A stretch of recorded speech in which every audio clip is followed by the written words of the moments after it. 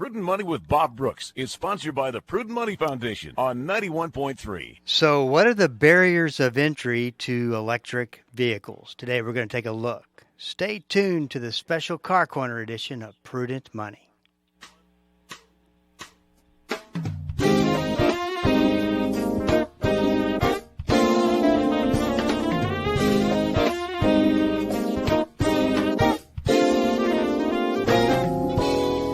Afternoon. This is Bob Brooks, and you are listening to the Prudent Money Radio Show. Thank you so much for joining me today. You know I do appreciate it. Tony Joe is here, as he is always, on the special Car Corner edition to take your calls and with problems you might be having with your car. 1-877-913-5357. Once again, that number is 1-877-913-5357. We'd love to hear from you today. If you got a question for Tony Joe. If you got a question for me, I'm not going to take up Tony Joe's time talking about finances. Just go to prudentmoney.com, send a question to the Ask Bob section, and we'll get it taken care of. That's all at the website, www.prudentmoney.com. 1-877-913-5357. Well, Tony Joe, you and I have talked a great deal about electric vehicles. To me, it's a very interesting. Of course, it's a pop culture trend, and then looking at our future. Mm-hmm. It's really interesting to me that once you think that you know the problems that have to be settled and fixed and figured out, once you think you've gotten to that level, for instance, you don't have the infrastructure to handle the kind of production that the administration wants to see happen. I think the statistic that I saw was by 2030. 30, right. He wants half of cars sold to be electric vehicles. Mm-hmm. You know, that's only, 7 years away. And the thing about it is, the second problem is, you don't have the battery technology figured out. Too many problems with the battery technology. So to me, it's kind of it's an impossibility in even though 7 years is a long time.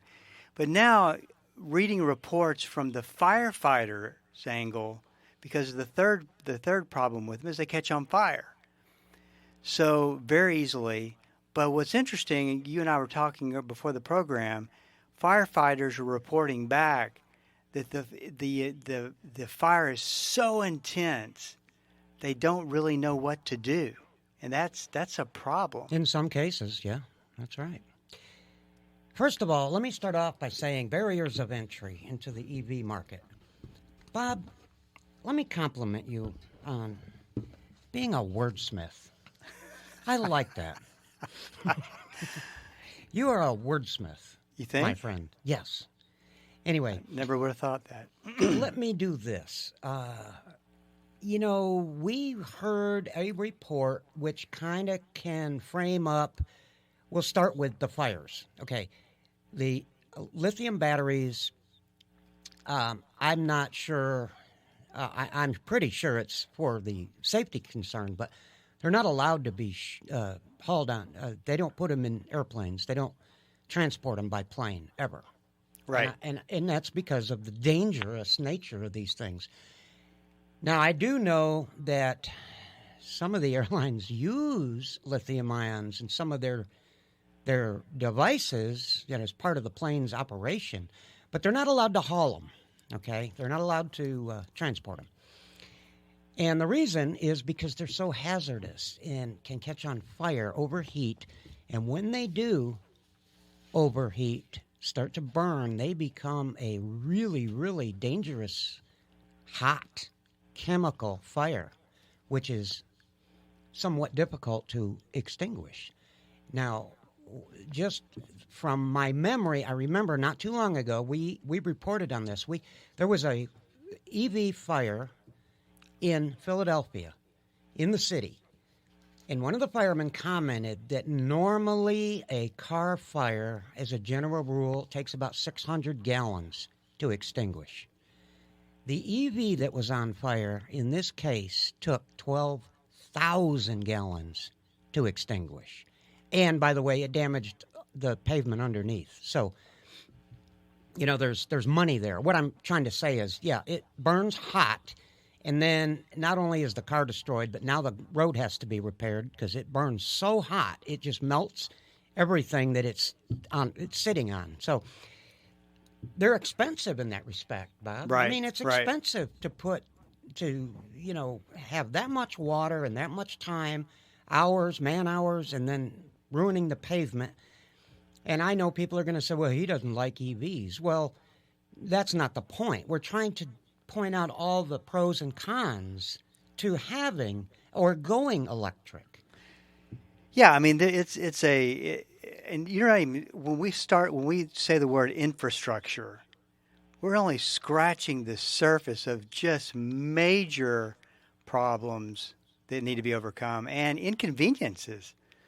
So it's going to be interesting. There was another quote in this article from Ford that, because obviously it was I think an F-150 called the Lightning, I believe. A Lightning that is electric. They caught on fire Right. and went viral. Someone took the video, which is interesting because car dealers can't get away with anything anymore. They can't sweep something under the rug or pretend it didn't happen because everybody's got video. But Ford made the comment that this is as important that we get this right and out to market as was the Model T. I mean, that's a big statement. So having said that, can you just see Tesla and Ford rushing through protocol, not taking their time, not being conscientious about the process? Go ahead and say it, Bob. Cutting corners. I'll say it. Cutting corners. Right. And that's just, it's competition for major revenue. And bragging rights. Let me just really quickly tell you a story that you probably never knew. Back in the late 70s, early 80s, General Motors came out with an electric vehicle, and it was called the EV1. It was electric vehicle designation 1, and I believe there was a 2.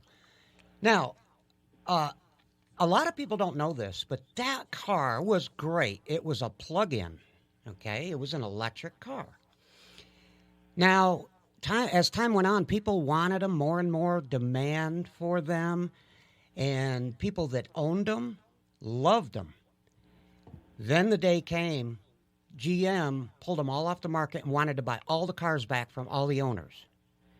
And they did, and they were destroyed.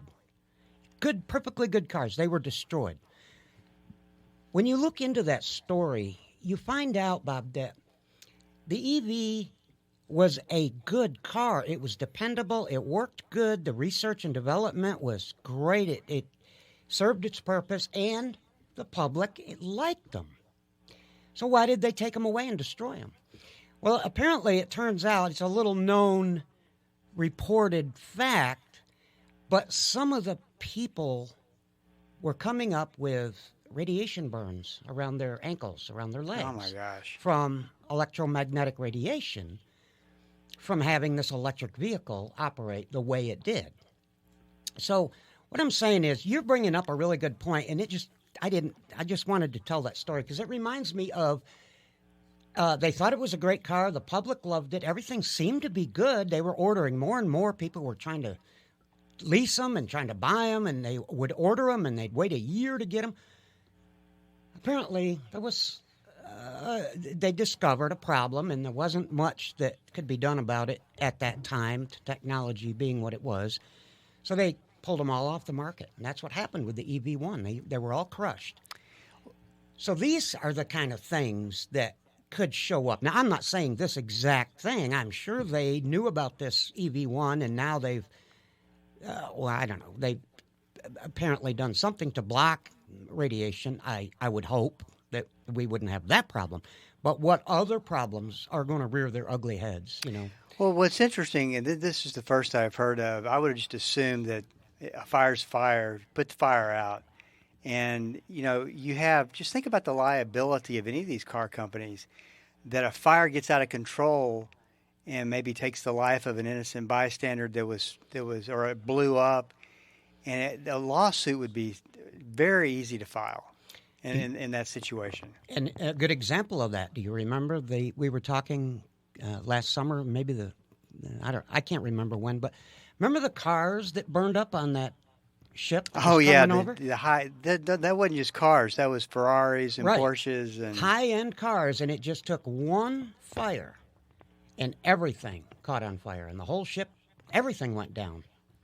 What is it about the lithium batteries that are? Is it the chemicals inside that?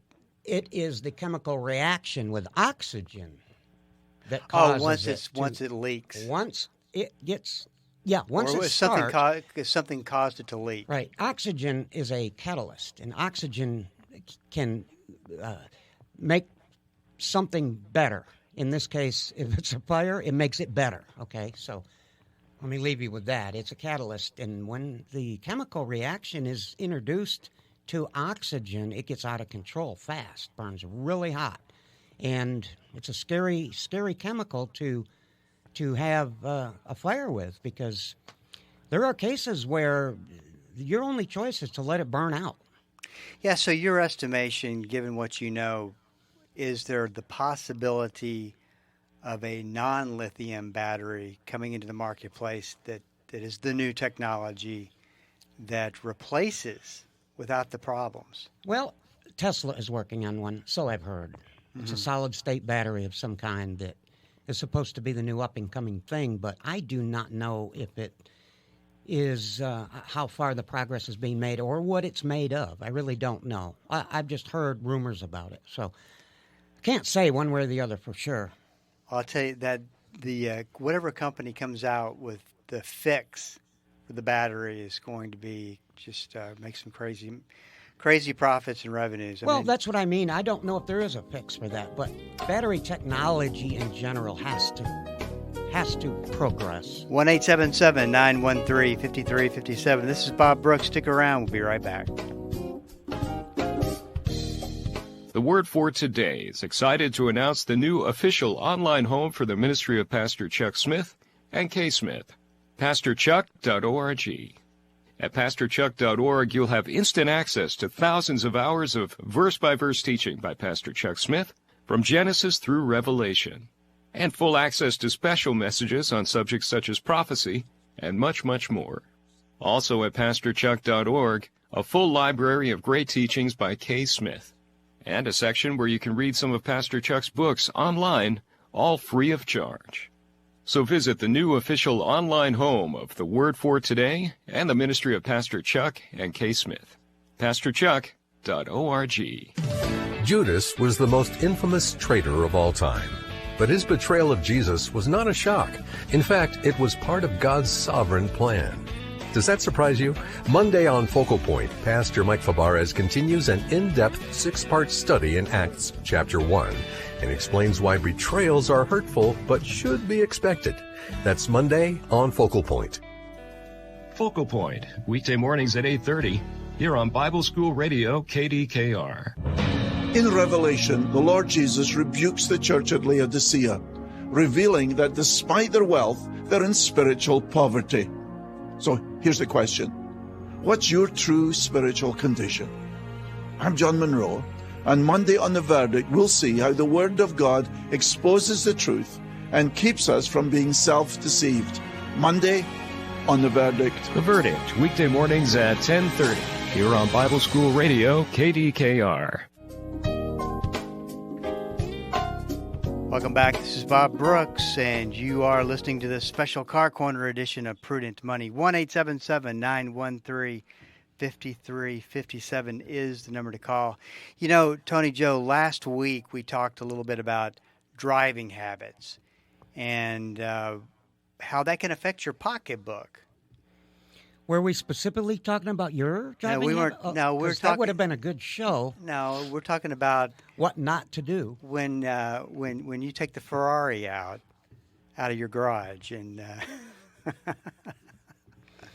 no, I drive. I'm a very good defensive driver. I have to say. I mean, if I could say that. And that's good. You need to be a defensive driver. But are you doing something that's hurting yourself without you even knowing it when you're driving? I mean, things can happen when you're driving just from bad habits. Well, if I haven't figured out how to drive a car with 20 years of sitting next to you doing a radio show, Bob, I I'm not probably- talking about that. I'm talking about habits. that's what I'm talking about. Jackrabbit starts, speeding up to a red light only to have to come to a stop. That's harder on the acceleration. It's harder on the brakes. It's just ridiculous to do it. But you got to get to a certain age before you realize that. I think, And I believe you're way past that age. I'm thinking that well, that age, no, but I'm past an age where I should know better of how to drive. So let's talk a little bit. It's funny to me because we got to driving over speed bumps, and whether you slow down, and you'd said something about it, and I thought to myself, that barely even scratches the surface of the problems this particular habit causes. Mm-hmm. And so talk a little bit about that, and then let's go a little bit deeper into some of the issues that come along with that. All right. Well, first of all, it's bad for your car, as you can imagine, to go too fast over these speed bumps. They're designed to slow down for the neighborhood, children in the area, alleyways, blah, blah, blah. So you hit them too hard, what happens? Well, it extends the suspension system all the way, in many cases, and then it compresses the suspension system all the way. So it goes from one extreme to the other. That not only could you do some detrimental things when you come down, like a low-profile car that sits low, scratching or poking a hole in the oil pan, and then all of a sudden, within 20 seconds, all your oil is just left everywhere down the alley, and your engine, if you don't shut it off fast enough and catch it, then your engine is not going to be any good. So just by going too fast over a speed bump, if that scenario happens, which it can and has, you ruined your engine. That's a big expense. Number two, let's look at what happens when you go too fast over a speed bump with the shocks alone. The shock absorbers, we call them struts in many cases. That simply means it's a good old-fashioned shock absorber, but it has a spring attached to it. And that particular design is called McPherson struts, but it's still a shock absorber.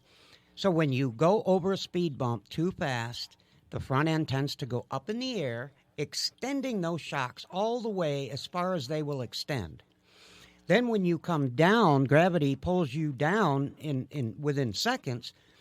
Those shock absorbers compress all the way as far as they will go to their very limit there. So you're taking those shocks from one limit to the other in an extremely short period of time. This develops leaks. That's not what a shock absorber was designed to do. It's designed to absorb the oscillations of the springs when you go over normal bumps at roadway speeds, but it was never designed to hold up under that kind of abuse. So now you wonder why you need shock absorbers at 45,000 miles. Well, it only takes a couple of times for you to destroy or create a leak in a shock absorber.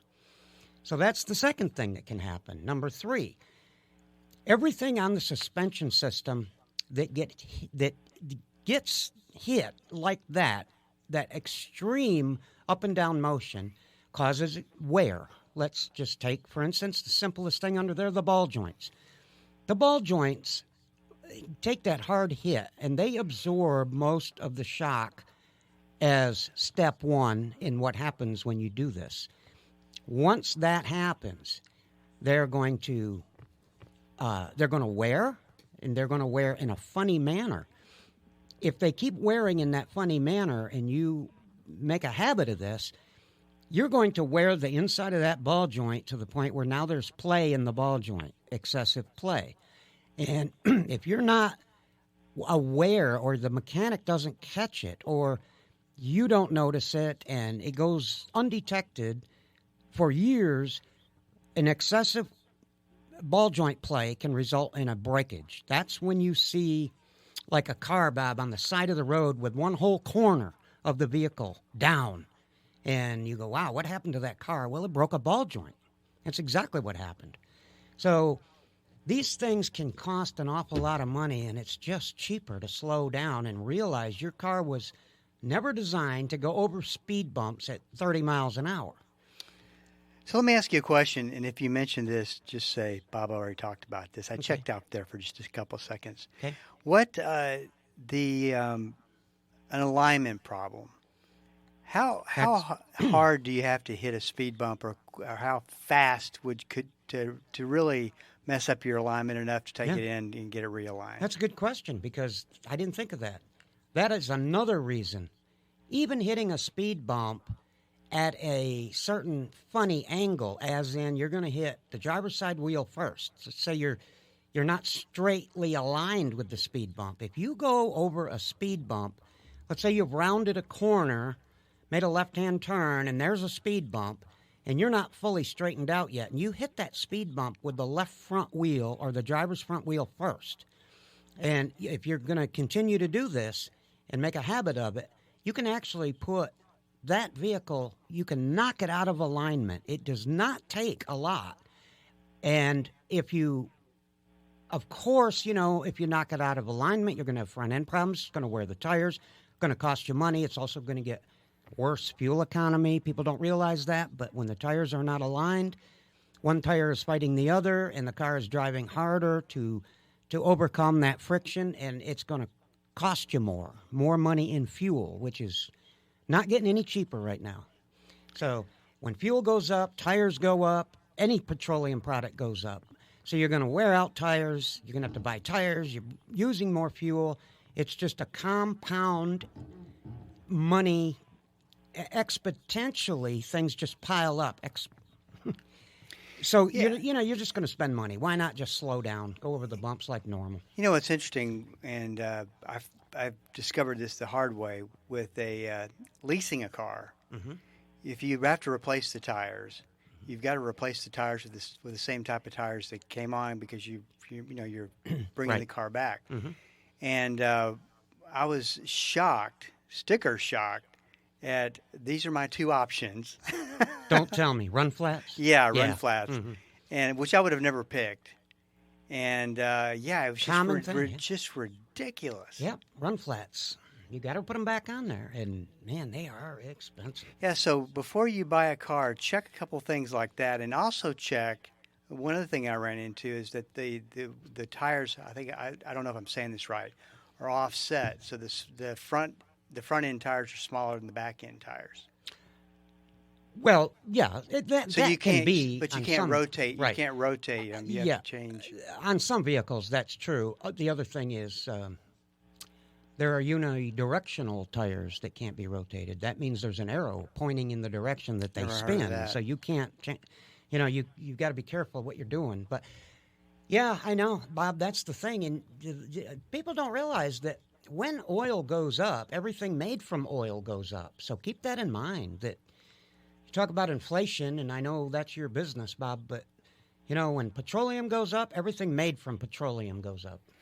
This is probably not as relevant, but it's still good to know and think about because we don't see a lot of standard cars being put out and sold, but there's a habit that people have been known to do is resting their foot on the clutch, and that can end up being very, very costly. Yeah, resting your foot on the brake, too, can also be costly. So if you got a manual transmission and you're in the habit of relaxing and in a way that puts the weight of your shoe and your foot on the clutch, can cause a little bit of pressure on that clutch pedal, which releases the throwout bearing just enough to make the friction disc slip a little bit. And when that happens, a friction disc is like a brake pad, same kind of material, and it'll just wear it out. And if anybody today there's a lot of them out there, but the people today know how much a clutch is to install in a manual transmission car today, and it's not cheap. The other thing is resting your foot on the brake pedal. That's another thing that happens. If you're in the habit or have a habit of doing that, keep in mind that you're actually putting a little bit of pressure on those brake pads as you're driving down the road. That can increase the friction between the pad and the rotor, causing warped rotors, worn out pads, sticky calipers, all kinds of problems that just money. So it's just better to stop that. So real quick, Don't do that. Can a big SUV handle a running over a speed bump more so than a smaller car? The same thing. No, same thing. Same thing. It wasn't designed to do that. Never. This is Bob Brooks. If you got a question for me, please go to the website at prudentmoney.com and send it in, because we are all out of time. Till we do meet again next time. Keep the faith and have a great rest of the day.